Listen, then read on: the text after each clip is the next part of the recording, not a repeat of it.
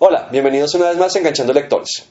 El programa de hoy da inicio a un especial de 5 episodios en el que revisaremos el libro que introduce la palabra y el concepto de utopía al mundo, las 3 novelas distópicas más importantes del siglo XX y concluiremos con un episodio en el que compararemos estos 4 libros.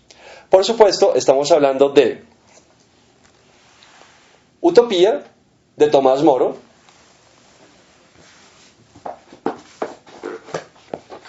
Un mundo feliz, de Aldous Huxley, 1984, de George Orwell, y Fahrenheit 451, de Ray Bradbury. Comencemos pues con Utopía, de Tomás Moro.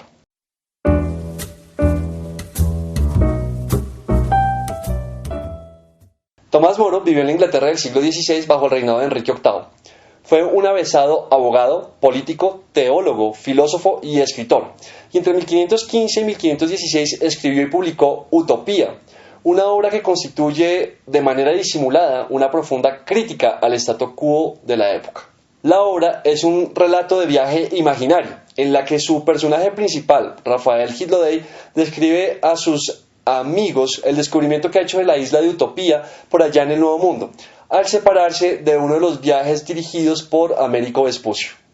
La obra está dividida en 9 capítulos, comenzando por los discursos de Raphael Hitloday, en los que él diserta acerca de diferentes temas, como por ejemplo los egoístas intereses de reyes y príncipes, la guerra y la paz, las inequidades sociales y de lo excesivo de los castigos que atacan el hecho criminal puntual, pero no corrigen de fondo las situaciones que llevan a que los delitos ocurran, entre otras cosas. Los 8 capítulos restantes hacen una descripción de sus ciudades, de sus magistrados, de las actividades en las que se emplean y de sus maneras, de su comercio, de los viajes que hacen, de sus esclavos y del matrimonio, de su disciplina militar y, por último, de la religión en esta civilización. Para ser un libro escrito hace 500 años, se trata de un texto altamente contemporáneo, en donde muchos de los planteamientos hechos por Moro a través de su personaje ficticio, Rafael, son altamente válidos hoy en día.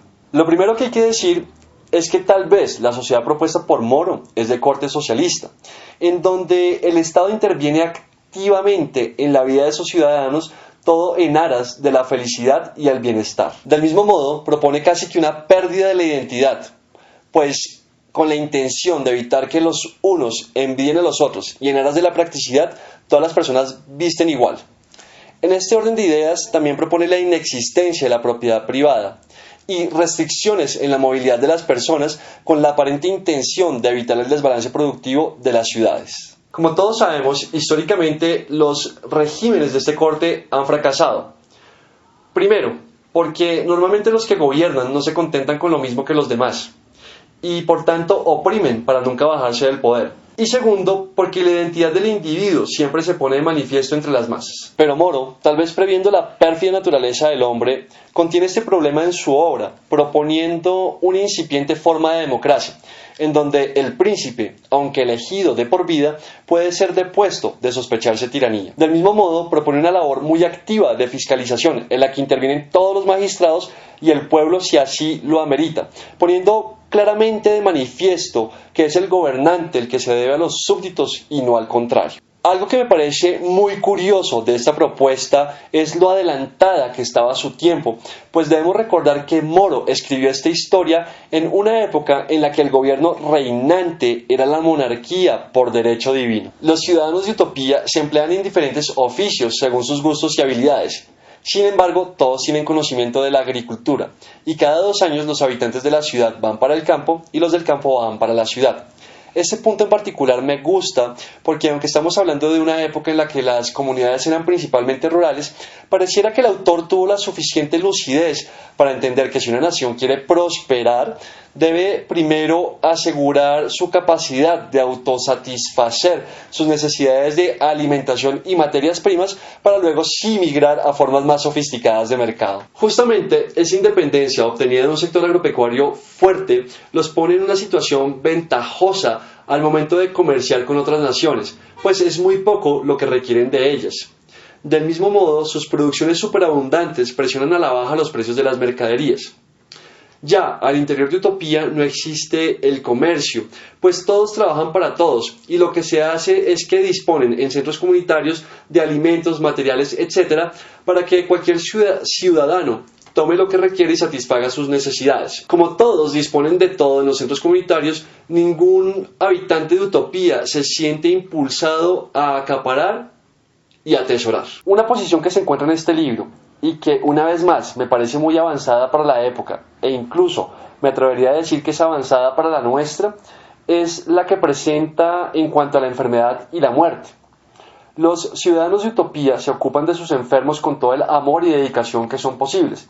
Sin embargo, si la enfermedad es de tipo terminal, lo más digno es escoger la muerte para no convertirse así uno en una carga para los demás y también librarse de los dolores de la enfermedad. Estamos pues hablando de eutanasia y de aceptar la enfermedad y la muerte como algo natural en pleno siglo XVI. 500 años después, seguimos manteniendo esta absurda discusión.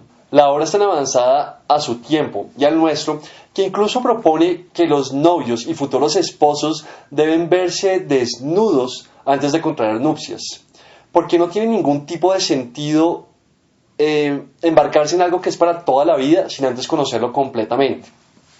Claro, aquí Moro tenía principalmente la intención de identificar enfermedades y malformaciones, pero aún así nos confirma la definitiva necesidad de conocerse profundamente, tanto física como emocionalmente, antes de comprometerse en algo tan serio como es el matrimonio.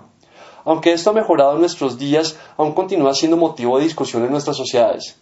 ¡Qué absurdo! Finalmente, Moro, a través del imaginario Rafael, nos habla acerca de la religión de los habitantes de Utopía y una vez más nos da muestras de su lucidez, pues resulta que los habitantes de este ficticio país pueden creer y adorar al Dios de su preferencia.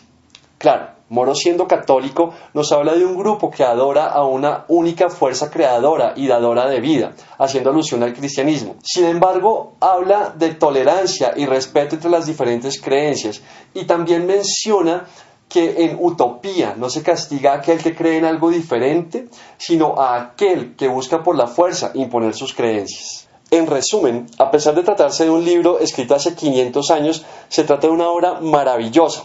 Quizás no como pieza de literatura, pues al final no es más que la mera descripción de lo que es el imaginario país de Utopía, pero sí como un tratado de lo que debería ser la vida en comunidad, de lo que deberían ser los gobiernos, de lo que deberían ser las religiones. Es una descripción de tolerancia y solidaridad, dos atributos que si se ejercieran con mayor frecuencia hoy en día quizás lograrían enderezar el torcido camino que lleva nuestro planeta.